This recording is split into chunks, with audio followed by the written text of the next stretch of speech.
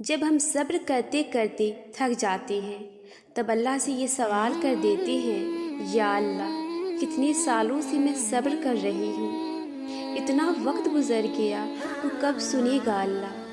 تو اللہ فرماتا ہے، اے میرے بندے، اب صبر کے زمانے گزر گئے، اب سیلے کا وقت ہے، اب بات سسکنے کی نہیں رہی، اب قبولیت کا وقت ہے، اب مسافتیں ختم ہونے کو ہے، اب آنسوؤں کو مسکراہٹوں میں بدلنے کا وقت ہے، کسی اور کا نہیں، اب یہ تمہارا وقت ہے۔ آپ کو پتہ ہے صبر کرنا دنیا کا سب سے مشکل کام ہے، لیکن جب صبر آ جاتا ہے تو دنیا کا مشکل سے مشکل کام بھی آسان لگنے لگتا ہے۔ جب صبر آ جاتا ہے تو دل کو سکون آ جاتا ہے۔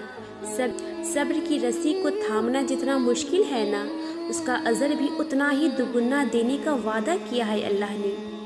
جب صبر کرتے ہیں نا تو یہ نہیں کہتے کہ کب تک کرنا پڑے گا، اب تو بہت وقت گزر گیا ہے، کب سنے گا اللہ؟ نہیں، جب صبر کرتے ہیں نا تو یقین بھی رکھتے ہیں کہ اللہ ضرور سنے گا، آج نہیں تو کل صحیح۔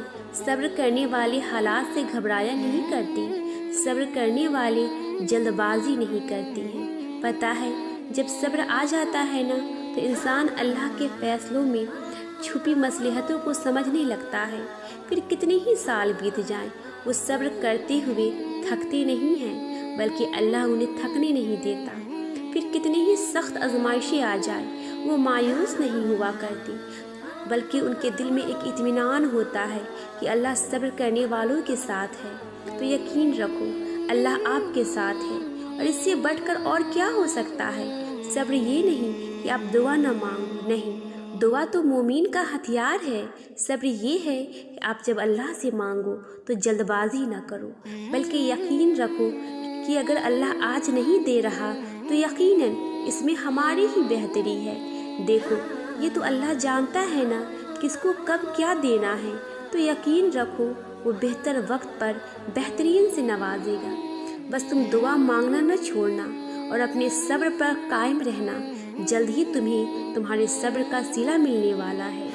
تمہارا صبر تمہیں ان مقام تک پہنچا سکتا ہے جس کا تم گمان بھی نہیں کر سکتے، اور اس کے لیے تمہارا یہ جاننا ضروری نہیں کہ آگے کیا ہوگا یا کیسے ہوگا۔ یہ کام تم اللہ پر چھوڑ دو، تمہارا کام بس یقین رکھنا ہے۔ ممکن سے لے کر ناممکن تک، حاصل سے لے کر لا حاصل تک، روشنی اور معجزے تم میں چھپے ہوتے ہیں اور انہیں تم نے خود ہی ڈھونڈنا ہوتا ہے۔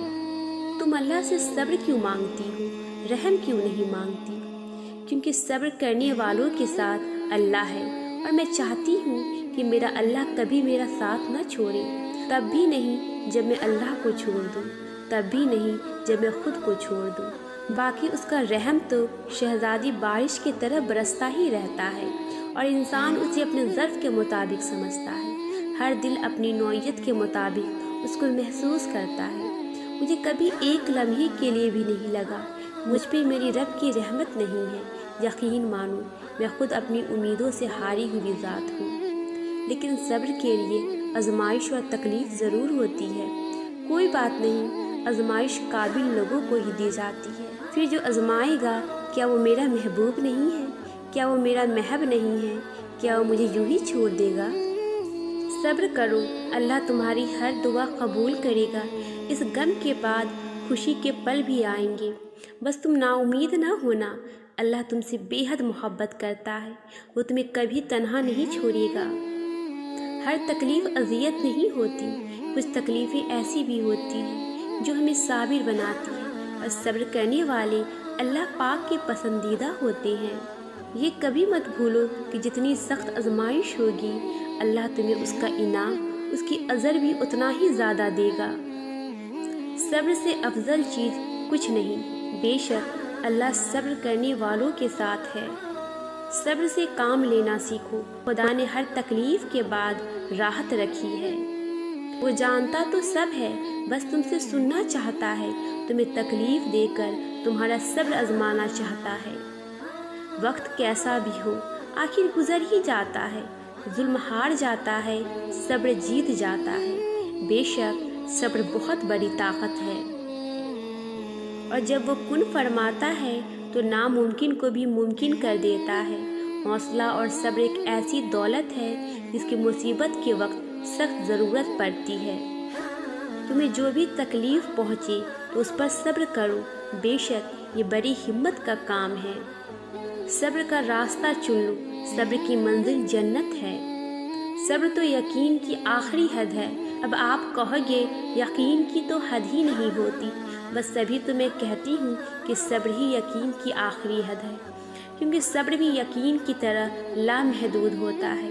और जब अल्लाह यकीन अता करता है तो सब्र खुद ही आ जाता है।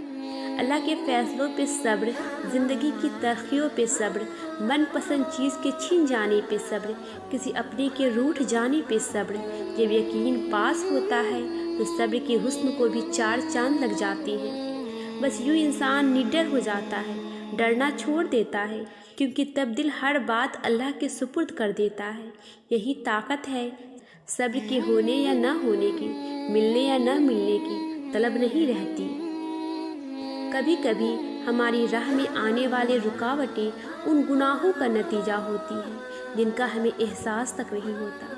किसी को तकलीफ़ पहुंचाना, दुख देना, किसी के लिए गम का वजह बन जाना, किसी के रास्ते में रुकावटें लगाना, किसी का हक खाना, किसी के साथ बदसलूकी करना और ऐसे बहुत से छोटे बड़े गुनाह जिन्हें हम गुनाह ही नहीं समझते, हमारी दुआओं और कबूलियत के दरमियान हाइल हो जाते हैं। उस वक्त हमें लगता है अल्लाह हमारी दुआएं नहीं सुन रहा, हालांकि तब हम खुद पर गौर करने की ज़रूरत होती है। और जानती हो वो कौन सी चीज़ है जो हमारी दुआओं और कबूलियत के दरमियान से रुकावटें हटाती है? तौबा। सच्चे दिल से की जाने वाली तौबा इंसान के गुनाह ऐसे धो देती है जैसे उसने गुनाह किए ही ना हो। और जब वो गुनाहों से पाक होकर अल्लाह के सामने हाजिर होते हैं तो अल्लाह भी बदले में उसे कबूलियत से नवाजता है, क्योंकि जो चीज़ अल्लाह को सबसे ज़्यादा पसंद है वो गुनहगार की तौबा है। और अल्लाह पूरी कायनात में किसी चीज़ का इतना इंतज़ार नहीं करता जितना गुनहगार की तौबा का करता है। या रब, तू ही आजमाइश में डालने और निकालने वाला है। तू हमें सब्र, हिम्मत और हौसला अता फरमा और हमारी मुश्किलात को दूर कर दे। एक अल्लाह ही तो है जो तुम्हारी पुकार सुनता है, हर मुश्किल में साथ देता है। तो तुम किस्मत का शिकवा करके रब की नाराज़गी क्यों मोल लेते हो? अल्लाह बेहतर जानता है कब तुम्हारी दुआएं कबूल करनी है। तुम बस यकीन रखो, बहुत जल्द कबूलियत की खुशखबरी मिलेगी। आज अगर दिन मुश्किल गुजर रही है तो तुम्हारी दुआओं से कल ज़रूर आसानी होगी।